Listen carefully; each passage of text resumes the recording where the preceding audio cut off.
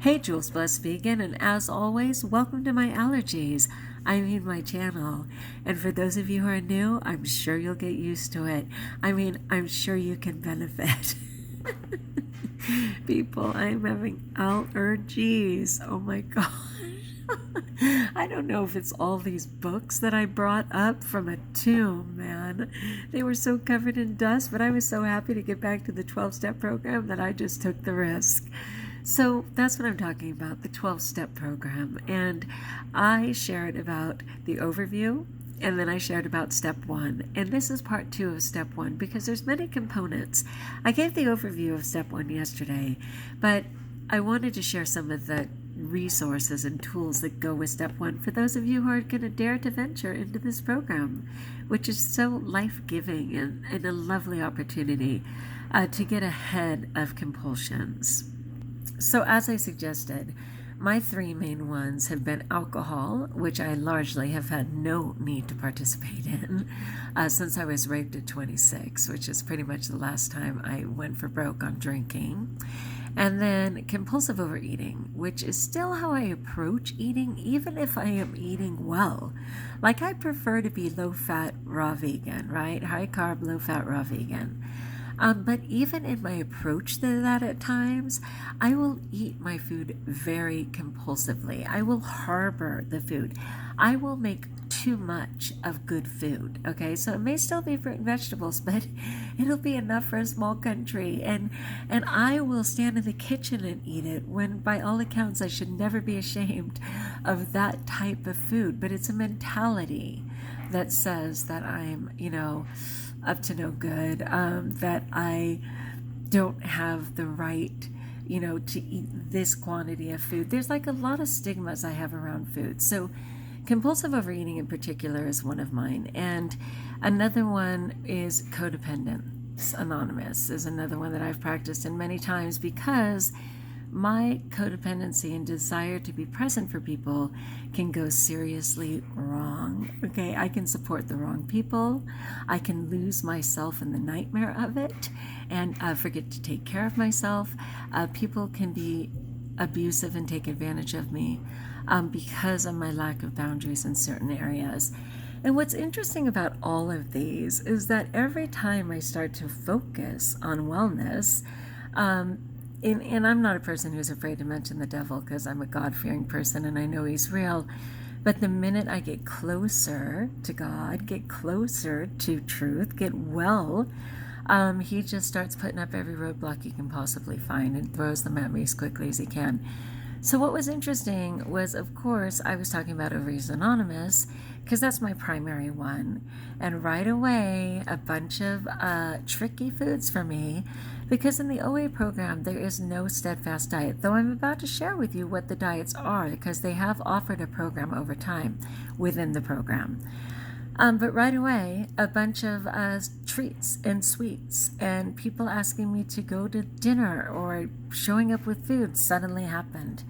And I'm like, are you kidding me? Like, my weekends tend to be safe. I know they're harder for some people because it's not the same thing that they do throughout the week. But for me, the temptations of the teacher's lounge don't exist in my home most of the time. But right away, from stuff being sold at church to my husband bringing home temptations to wanting to go out to eat when I do not feel strong enough to do that, we're all suddenly in my face, like seriously. And then for Overeaters Anonymous, hello, oh my goodness, I'm a person who comes from sexual abuse, and like I suggested, I'd been raped and things like that. So a lot of things have happened to me. But I often feel like I have the word abuse me on my forehead, okay? There's just not boundaries. And every single day in Instagram, I get messages, private messages from men saying, hey, beautiful, love your smile. Hey, do you want to be friends? Every single day.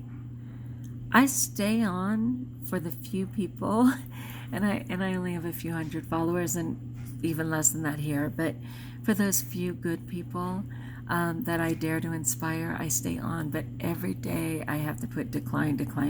And some of them may be valid, but most of them are predators. I don't know if they see a fat chick with a pretty face, which is how I've been described for most of my life, my adult life, I should say, because I wasn't heavy as a child. But I don't know what they see, or if they just see this insecure person shining through that says, "Oh, I wonder if she's insecure enough to say yes." So check it. And I didn't mean to go on this, but I'm going to for a minute. I was at church today. So I go to Mass, which should be a really safe place. And going through the Mass and doing all my prayer like I always do. And afterwards, this man came up to me. And he's like, "Oh my gosh, hi." And of course, I'm so friendly that I said, "Hi." And then he's like, "Wow, I'm so sorry, but I noticed how devout you were. And I noticed how you were praying." And of course, right? And then there's me going, "Really? Wow, yeah, because I love the Lord so much." And before I knew it, he's like this Italian stallion, I don't even know, kissing my hand, asking me if I'm married, if he has a chance, I'm the exact woman he's looking for, blah, blah, blah.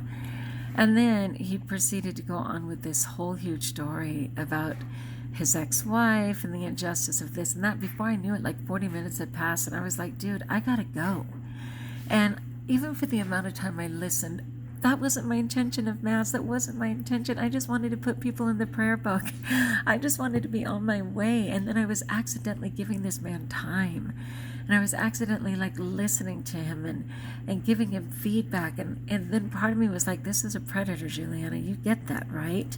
And then all of a sudden I was resentful in the sense that I recognized this so many times and a little fearful, like, how do I drive a different way home in case he follows me? It was just like, are you kidding me? But this is what happens in my life. I strive for wellness and roadblocks come everywhere. And all the reminders come, and that was one of them. So I really appreciate the 12-step program because it always gives me boundaries. But as I suggested, I dropped some of my tools, so I haven't been using these like I prefer to. So in the description of this video, I am going to put the connection for Overeaters Anonymous, the connection for Alcoholics Anonymous, the connection for CODA, which is Codependents Anonymous. And of course, they have them for everything, but I'm going to put all of those as resources for you if you're interested in looking. And that's where you can find the online meetings, the face-to-face meetings, the telephone meetings, where you can find archived stories and meetings and all of those things. But what I wanted to tell you about was two things. One is an acronym called HOW. And HOW means honesty, willingness, honesty, open-mindedness, and willingness. And that actually is kind of a subset of Overeaters Anonymous, but one that everybody's familiar with. So for how, you definitely in this program have to be willing to be honest. And the steps help you get to that. They help you delve in and see what you've been hiding. They help you to admit your truth in an environment that is completely free of criticism, that has no crosstalk. That's what I love most about meetings. You're not supposed to fix or correct anyone. They're allowed to share and share and share without any challenge, without any response. It's their truth for the moment. And you can share for weeks until that element isn't your truth anymore, and then share another truth for weeks and weeks and weeks, all in a free environment without criticism, which I absolutely love. I'm looking for a resource, one sec. That's one thing that I appreciate so much. But within the program, anyway, they have what's referred to as HOW. And that, let me see what it is, one moment. Sorry, you guys. I'll put something that's an example of that. But in addition to HOW, a lot of people, I told you that Overeaters Anonymous has no diet plan. And that freaked me out in the beginning because I was just like, wait, you're not going to tell me how to do it and how to fix me and da-da-da? And they were like, no, because everybody's on their own road. And in particular, everybody has their own triggers, okay? Certain foods trigger different people. And so within the program years and years ago, and Overeaters Anonymous is about 30 years younger than Alcoholics Anonymous. So hold on, I'm going to check. Okay, so Overeaters Anonymous started in 1960, whereas AA began in 1934 and officially in 1939, and then Codependence Anonymous didn't even start until 1986. But again, they're all branches of the 12-step program. So anyway, for Overeaters Anonymous, some people wanted a diet. And so all the way back then, they started what was called the Gray Sheet. And a subcomponent of Overeaters Anonymous is actually Gray Sheets Anonymous, if you will. So the people who actually do Gray Sheets. And by the way, this is an anonymous program. It's a program of anonymity, right? And you're not supposed to, at the level of radio, press, television, social media, say your name. So I said, hi, I'm Juliana, a compulsive overeater, but newsflash, above JulesBlessedVegan, it says my name. Forgive me, every once in a while we have to take the risk of educating someone, right? Even if it sort of breaks a rule. I'm sorry about that, but if you're in all of this, I encourage you to stick with it and only use your name. It may be one initial of your last name if you need to. Okay, so they have what's called Gray Sheeters Anonymous. And the Gray Sheeters, and I'm going to include the Gray Sheeters Anonymous. I'm going to include a YouTube video, which shows no faces, of course, for anonymity, of people's testimonies about why the Gray Sheet works for them. If you are following veganism, okay, if you're a vegan, if you are a raw vegan in particular, please don't freak about the Gray Sheet, because like anything in this world, you can totally modify it to meet your needs. But the idea behind the Gray Sheet, and hold on, they may even say what their general philosophy is. Let me see. Because just like all the other ones, it shows meetings, it shows resources, it shows sponsors, which is so important. And let me just see if it has like their general thing. Okay, so Gray Sheeters Anonymous is a fellowship of men and women who share their experience, strength, and hope with each other, that they may solve their common problem and help others to recover from compulsive eating. And that's standard, and that is right out of Alcoholics Anonymous. The only requirement for membership is a desire to stop eating compulsively. There are no dues or fees for GSA membership. We are self-supporting through our own contributions. GSA is not allied with any sect, denomination, politics. If this is familiar, it's because it's straight out of AA, and that's what I love about these programs. I can totally count on the entire platform. They do not wish to engage in any controversy, neither endorse nor oppose any causes. Our primary purpose is to stay abstinent and to help other compulsive overeaters to achieve abstinence. Gray Sheet Anonymous has been founded and designed to discuss the fundamentals or basics of attaining and maintaining Gray Sheet abstinence. For that purpose, we explore together the program of Alcoholics Anonymous and arresting compulsive overeating. We strongly support Gray Sheet. We require that our meeting leaders be abstinent for at least 3 months on the Gray Sheet. And the Gray Sheet, it says, was 1972. So it's been around a really long time, but certainly not as long as Alcoholics Anonymous. And in fact, it's a subset of Overeaters Anonymous, which was 1960.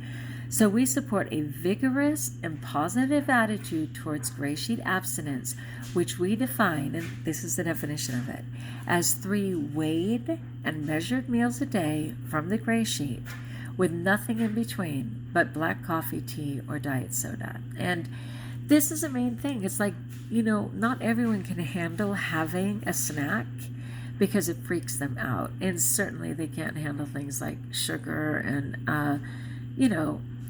white carbs and all of those lovely things that also trigger the heck out of me. So the Gray Sheet is really, it's one of 2 sort of diets, if you will, within Overeaters Anonymous, though technically there are no diets. So I'm going to include just information. These are some of the trendy things that are said in the 12-step program. One of them, and again, you may hear these in certainly your vegan walk, your raw vegan walk, anytime you're trying to change your eating. And it says, when in doubt, leave it out, right? When we are not sure if our food is right, we call a sponsor for clarification, or we make another choice that we know is right, that is abstinent. Withdrawal. The period, usually 90 days, when we come become abstinent back to back on the gray sheet, and we experience the physical effects of the absence of the foods we're allergic to or addicted to. Physical effects can include tiredness, irritability, overwhelming desire to eat, and so on, all the things we talk about in any program, including when you first go raw, right? A couple more on this sheet that I really appreciate. One of them is terminal uniqueness. I think that is brilliant. It says, thinking we are different, that we need exceptions to the program, which usually leads back to compulsive overeating. Turning it over. Whenever we need to, we turn our will over to God again. Anytime we need to, we actually ask for help and follow the help that's given. How often do people ask with no intention of even hearing, let alone following the advice that's given? What is that? Attraction, not promotion, just like the 12-step programs. They don't promote the gray sheet, but hopefully people will say, wow, how is it you're staying clean for so long? And then the conversation comes up. To act as if, which is also referred to as faking it till you make it. When we act in an honest, healthy, and abstinent way, even if it does not feel like us, it will eventually become the way we behave naturally and automatically. What other people think of me is none of my business. That is one of my favorites of all time. Even though friends and family may not approve, we follow the gray sheet anyway. We follow raw eating anyway. What you think of me is none of my business. That's where I got that from so many years ago. Stick with the winners. We spend plenty of time with gray sheeters who put their abstinence first and are truly working their program so that we can maintain our own. I mean, you find people who are eating the way that you want, living the way that you hope, and actually stick with them. And don't worry about the nonsense of those who have no intention of being their best self. Taking other people's inventory.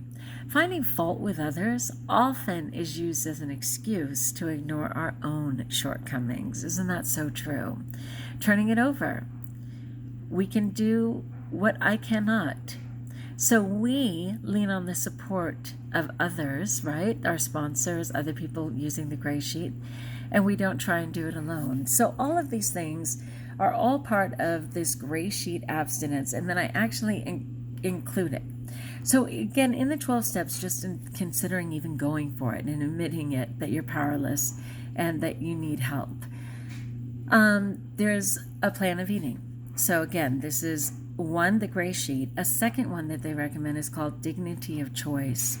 And that tool helps to deal with the physical aspects of the disease and achieve physical recovery. So they actually have a program, Dignity of Choice. Having a sponsor, and a food sponsor in particular, because you can get a different sponsor who is someone who works the steps with you, depending on what your needs are. Having actual meetings, so making sure that you have all the opportunities for meetings online, face-to-face, on the phone, they're all the time. Writing out in your journal. What's your story? Literature, reading all of the literature of support. Having an action plan, remaining anonymity or anonymous. And here's what it says. Anonymity guarantees we will place principles before personalities and assures us that only we have the right to make our membership known within our community. So you can't out someone, right? People take it very serious. And you can't out someone, that's part of the reason no one uses last names. I told you Tom was my sponsor. I don't know Tom's last name. All I know is 30 years ago he helped me, and then he moved to the Bay Area, and I don't know him at all. He is absolutely safe, right? So people only know as much as you're willing to tell them. Anonymity at the level of press, radio, film, television, and other public media of communication, social media, means that we never allow our faces or last names to be used once we identify ourselves as OA members. So I'm allowed to say, hi, I'm Juliana, compulsive overeater, but I can't go beyond that because then the focus becomes me instead of the anonymity of the program. Within the fellowship, anonymity means that whatever we share with another OA member will be held in respect and confidence. What we hear at meetings should remain there. And another thing is service, because people know that if they get involved by being a treasurer, by being the chair setter upper, by being a speaker, whatever it is, that there's a better chance that they'll have buy-in and they'll actually stay. So those are some of the tools of recovery. And then I wanted to actually share Again, Gray Sheeters is in no way required, but for people who need a guide or a program, it's just one more option. And then, oh, tell me I have it. You want it? Okay. So then I'm also going to post the gray sheet. Even though I think it's like secret and this may have been stolen, but it says the history of Overeaters Anonymous and its food plans include the gray sheet. So first they have just a very simple menu. And this would never work for me right now in my walk, but it could work for some people, and I'm including it in the description of this video. So again, never feel helpless in your life. Take what works for you and let the rest go. Modify things to meet your need. Don't be a prisoner and say, well, I didn't know what else to do and I felt stuck because that's what they recommended. What? You're your own person. Take what works for you and let the rest go. And remember, this was back in 1972. So it's never been modified because it worked for many people. And what they refer to as old timers and Overeaters Anonymous, it still works for them.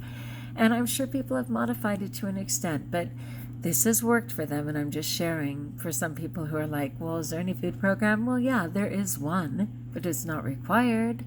But here it is. So page 1 is low carbohydrate. Okay, so 1 protein, and there's a list of foods. So 1 protein for breakfast, 1 fruit, and coffee. Number 2, 1 protein, 1 vegetable, and a finger salad with no dressing. And number 3, 1 protein, 1 vegetable, and salad.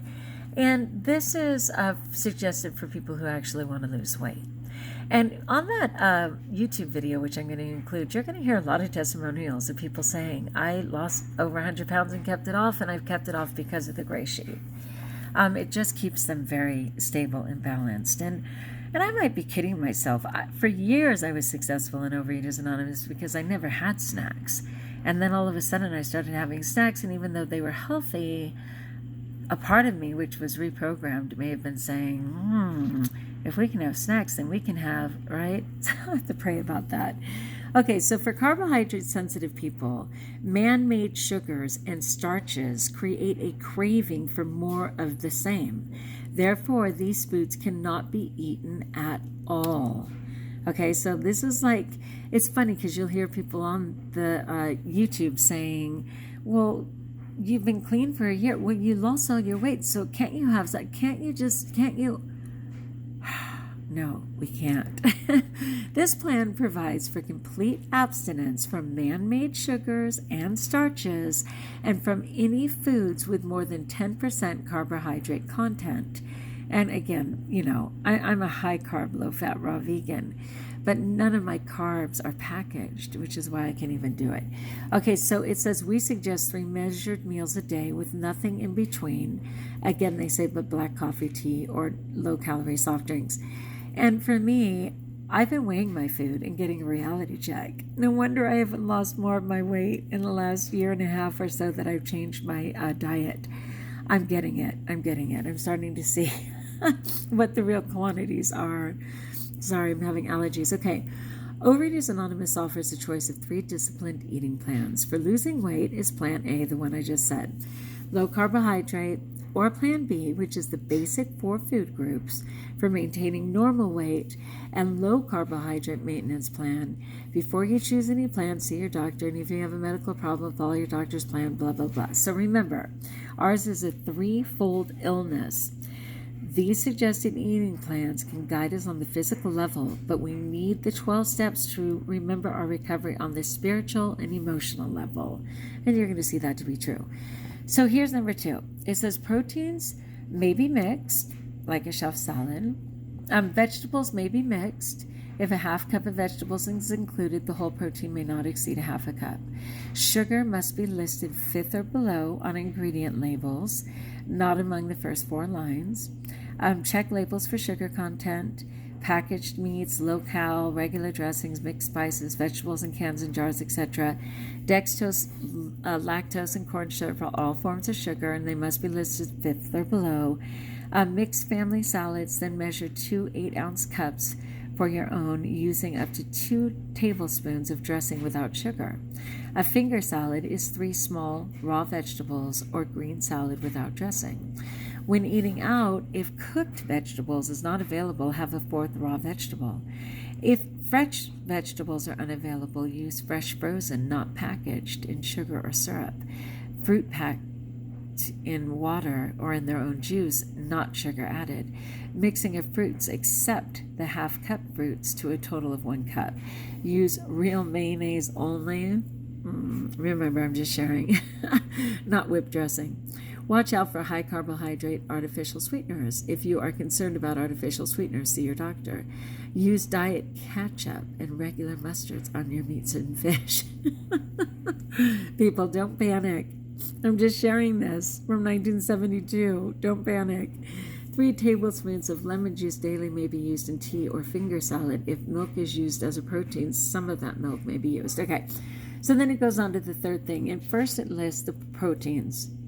And it says all of the ounces. So cheese, 3 ounces, beef, 4 ounces, cold cuts, 2 slices, eggs, all of it. I'm not interested in any of those at all. And then it goes down to vegetables. And it says if they're cooked, it's 1 cup. And they have all the lovely vegetables you could want. And then if some of the vegetables, it says only half a cup, like beets, carrots, onions, pumpkins. This doesn't work for me, people, at all. But it's going to work for someone. And you're certainly willing to look at it. Anyway, I'm going to include that in the description of the video for people who want to be humored by that. I think they had the right intention. They have a lot of fruit, they have a lot of vegetables, and they have minimal protein. And it's animal-based stuff, which I will not do anymore. But I understand why it's worked for people. Because what is so often said, even for raw and low-fat raw vegan and regular vegan and everything else, that so often it's not what we do, but what we don't do, right? And so that they're not eating all of the packaged junk, that they're not eating mountains and mountains of food that they used to, that they're actually weighing some things and only having 3 meals, that they're calling their food into a sponsor and being accountable and actually doing what they committed to do. Like all of those things are making the difference. And whether that needs to be modified again is per person. And I'm already on my way on how to eat right for myself, but I'm happy to revisit all of this. All right, so I just wanted you mainly to know, because this is just the last part, if you're going to say yes to Overeaters Anonymous and just the 12-step program in general, which you can appeal to any part of your life, that there were some options like how and like the gray sheet, and I wanted you to see that. And I'm just looking for one more thing, which I am not finding because I'm having allergies and I can't even think straight. Forgive me. But anyway, let's go back on just a reminder of our first step. So it says the first steps of Alcoholics Anonymous is one of the most difficult for people to take. Whether you are attempting to get sober for the first time or you are returning to sobriety after a relapse, it can be scary or embarrassing to admit that you are unable to stop drinking on your own, to admit that you can't stop binging on whatever food on your own, to admit that you can't stop obsessing about a certain person on your own. Because again, we're mocked all the time that we're grown-ups, why can't we handle it? Aren't you stronger than that? The person asking you if you're stronger than that is somebody who can't even do it either. So the main thing for this, one moment, I'm freaking out. I'm trying so hard not to take Benadryl or anything. That's why I'm going crazy. Because I have homework and stuff and can't think straight. Okay, so remember, the first step was we admitted we were powerless over blank and that our lives had become unmanageable. Is there something in your life that because you continue the behavior, lying, misspending money, being a sex addict, being a compulsive gambler, and what does that mean? It means over shopping on HSN, okay? It doesn't actually mean sitting in a dang gambling facility, though you may certainly do that too, I don't know. But what is it in your life that has become unmanageable? Are you buying too many things? Are you hoarding stuff? Whatever it is, admitting it is the first step. If you want to admit it down below, we would love to support you here at JulesBlessedVegan, okay? Seriously, do you have the courage to say, yes, I admit that I am powerless over blank right now, and because of that, my life has become unmanageable. All right, my friends, like if you like, join us if you haven't. I know these are a little longer than usual, but I think it's worth it. And until we talk again, know that I pray for you, that my nephew Dean is improving all the time and that your prayers really matter. And best of all, trust that you're blessed.